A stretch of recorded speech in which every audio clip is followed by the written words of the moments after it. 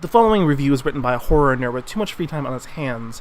Anything he says is his opinion, and that as such. If you feel as though his opinions are wrong, go on and leave a comment about it, and make sure that always know your opinion matters to you, and that's important to you.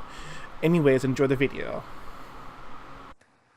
Now, normally I don't want to start a series off negatively. I don't like being negative when it comes to horror reviews or reviews in general. I find most reviewers are just too hammy, you know?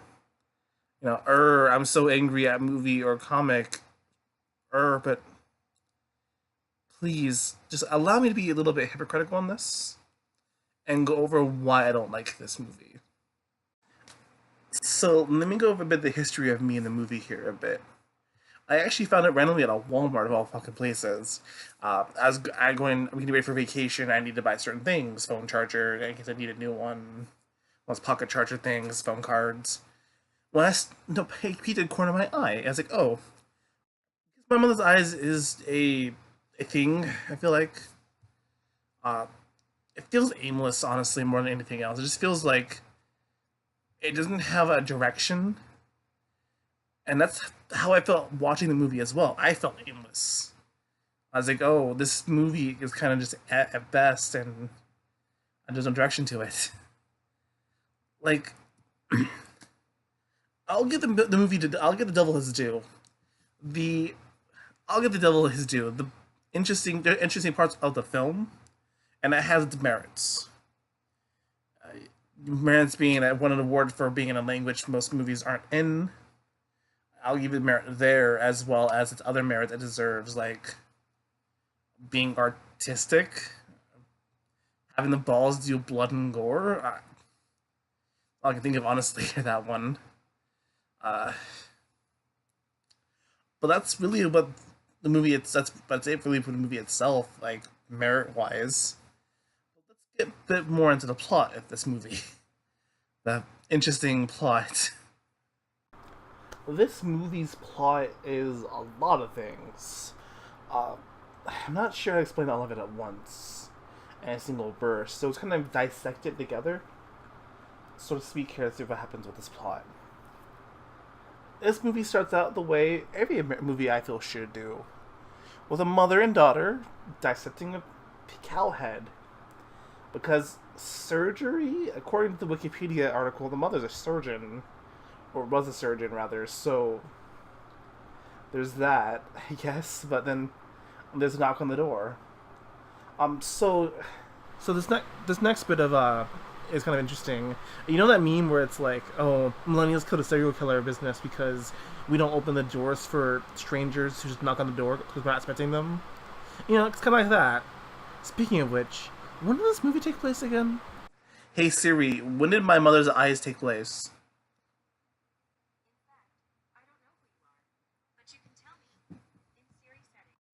And that's when the serial killer does the serial killer thing and kills the mom.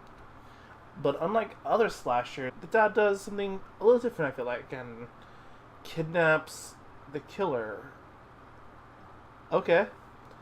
And so for the next few years, he tortures them and doesn't call the police like a normal person would, for killing your wife.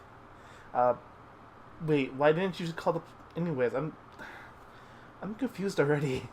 And not much is really going on in this. Fuck. And now that, and the time goes on and dad dies, now this is a good time to call the police about the man your dad's been torturing. Or on your dad. But no.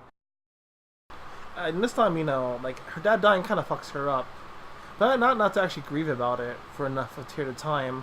So she goes out and finds a Japanese woman and tries to have sex with her. But instead, that happening, she kills her, I can't really be sure. I'm not sure why she killed her, but she did. Continuing the family business of torture is just as good, right? I guess. I mean, I don't know. Oh, and then she also rapes him too, by the way. I'm not showing it because it's a fucking adult, but she rapes the killer, who should be put in jail, and so should her and the dad. And I want to remind us again, people, that this movie on Rotten Tomatoes has a 77%, and the Belko Experiment didn't.